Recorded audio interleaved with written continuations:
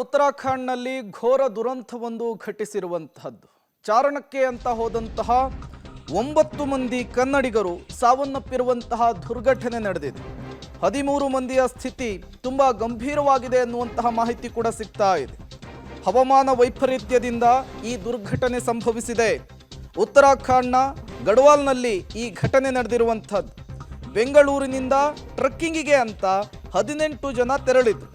ವಾಯುಸೇನೆಯಿಂದ helicopter ಮೂಲಕ ಉಳಿದವರನ್ನ ರಕ್ಷಣೆ ಮಾಡುವಂತಹ ಕಾರ್ಯ ಆಗ್ತಾ ಇದೆ. ಉತ್ತರಾಖಂಡ್ನಲ್ಲಿ ನಡೆದಿರುವಂತಹ ಘೋರ ದುರಂತ ಇದು. ಕರ್ನಾಟಕದ 9 ಮಂದಿ ಚಾರಣಿಗರು ಸಾವನ್ನಪ್ಪಿದ್ದಾರೆ. ಒಟ್ಟು 18 ಜನ ಟ್ರೆಕ್ಕಿಂಗಿಗೆ ಅಂಥೇಳಿ ಉತ್ತರಾಖಂಡಕ್ಕೆ ಹೋಗಿದ್ರು.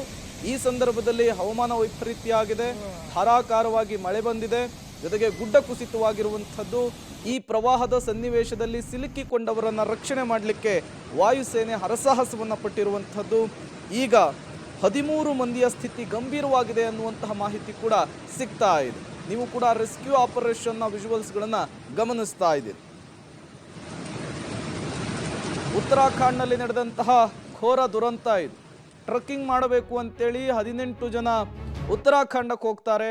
ಈ ಸಂದರ್ಭದಲ್ಲಿ ಹವಾಮಾನ ವೈಪರೀತ್ಯದಿಂದ ದೊಡ್ಡ ಮಟ್ಟದ ಅನಾಹುತವೇ ಅಲ್ಲಿ ಘಟಿಸಿರುವಂಥದ್ದು. 18 ಮಂದಿಯ ವಿವರ ಕೂಡ ಈಗ ಸಿಕ್ಕಿರುವಂಥದ್ದು.